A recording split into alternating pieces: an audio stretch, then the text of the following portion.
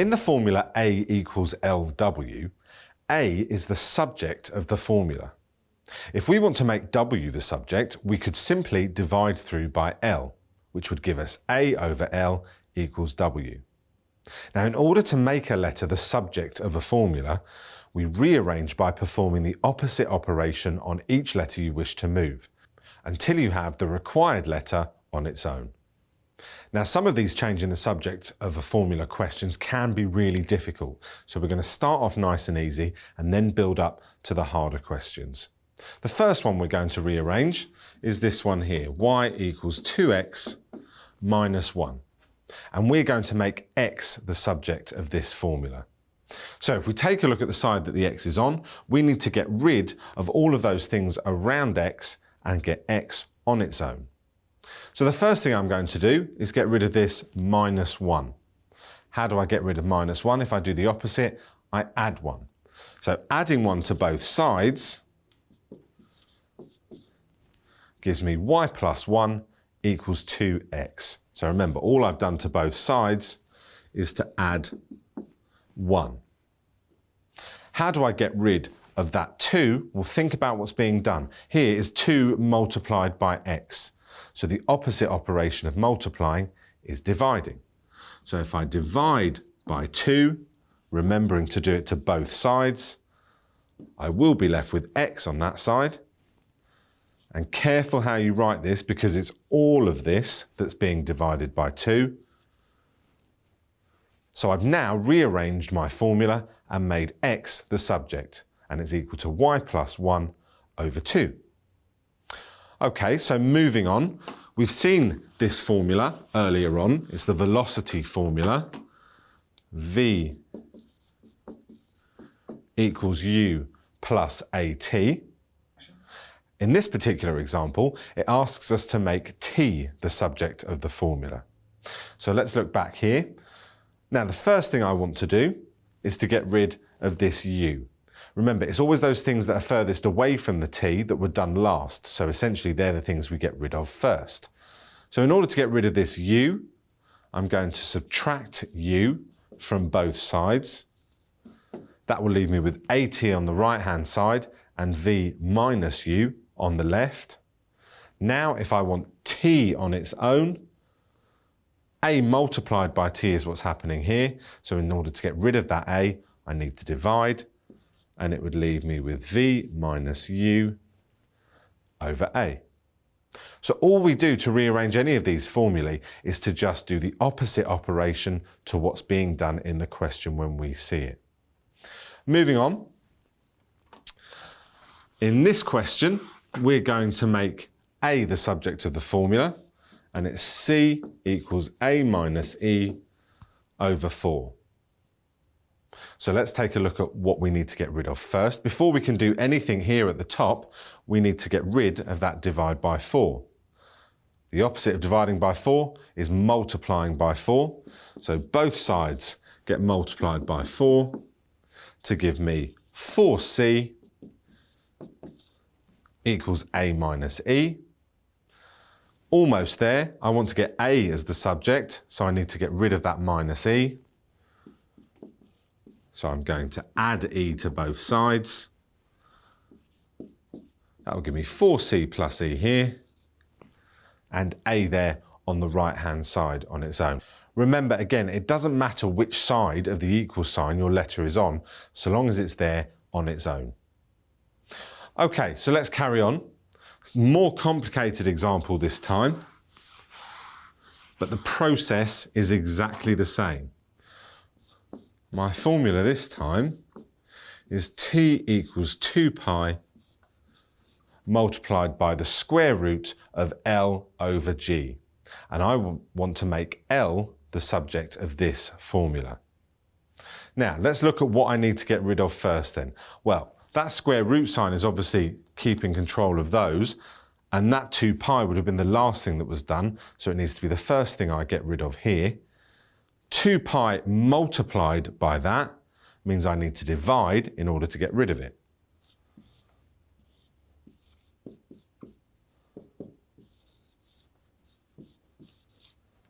leaving me with, when I've divided this side by 2 pi, and when I've divided by 2 pi here, don't forget, it's to get rid of it off of that side so it disappears. Okay, so remember, when you divide by something like this, you don't have to divide by the 2 and then the pi. You can divide by 2 pi altogether. Anything being multiplied together can also be divided over at the same time. Now, let's get rid of this square root now so I can get into the L over G. The opposite of a square root is to square. So I'm going to square each side. Now, be careful when you square the left-hand side here. T squared, obviously we write like this, but remember all of this on the denominator is being squared, so each part will get squared. 2 squared is 4, and pi squared, I would write like that. By squaring each term individually, it avoids the need to put in any brackets. Now remember, when I've squared this side, all I'm going to be left with is my L over G. So I'm almost there now. I want to get L on its own. The last thing I have to do is to get rid of that divide by G. Opposite of dividing by G is multiplying by G, which when I do to both sides, that will leave me with L on that side, which is what I want, will give me GT squared over 4 pi squared. Remembering that when we multiply a fraction by something, it goes to the top, so it's GT squared as our numerator and 4 pi squared as our denominator. Now that is a much more complicated question, but remember the way we worked it out was still the same. We looked at what operation was being done and then we did the reverse in order to get rid of it.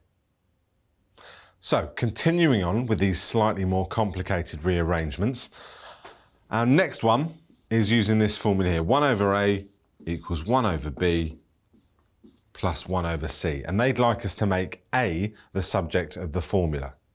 Now, at the moment, it's not the subject of the formula because it's 1 over the letter. And unfortunately, it's not as simple as just flipping all of the fractions to make A equal to B plus C. Again, the systematic approach here is going to be very useful for us. So, first of all then, we need to get rid of all of these denominators. So the first thing we're going to do is to multiply everything by A. That's going to leave me with just 1 on this side. Remembering everything always goes to the top when we multiply a fraction by a quantity, so it would be A over B plus A over C.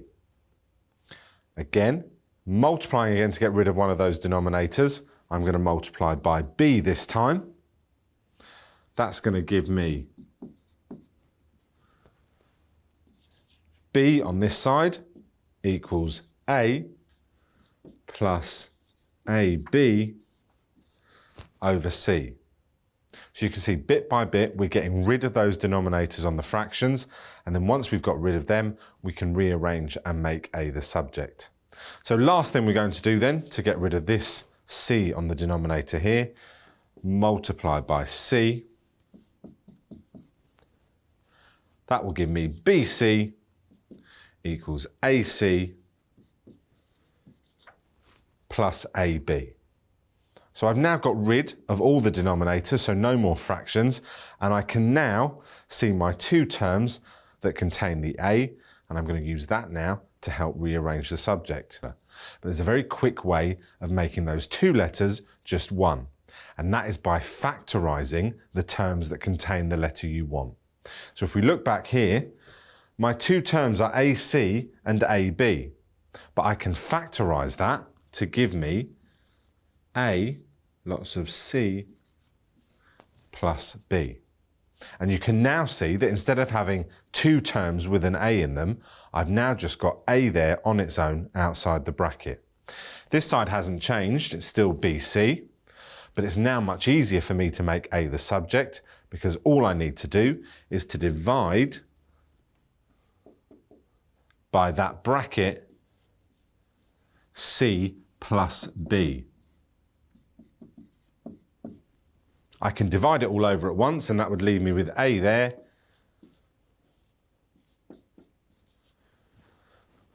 equals BC divided by C plus B. So if we take a look again and see the steps we went through, the first thing we did was we had to get rid of each denominator. So that in itself was 3 calculations.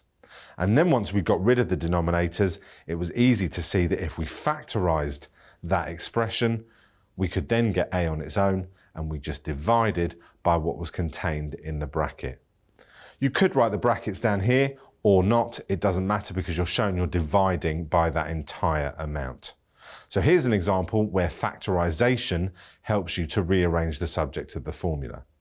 Now the last one we'll look at is another one where factorisation will help us. The formula up here is A equals 2xy plus 2xz plus 2yz, and they would like us to make y the subject of the formula. So if we have our formula here,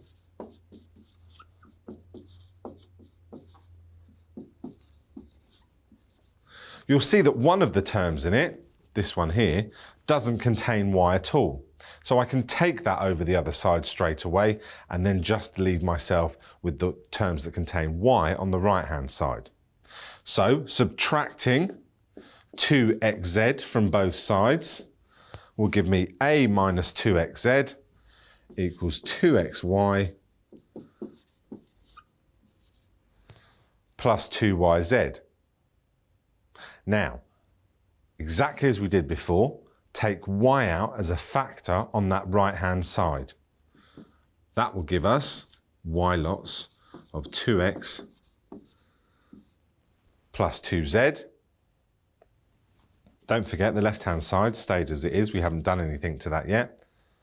And then the final thing we're going to do, just as we did before, divide by that whole bracket to leave me with y on this side.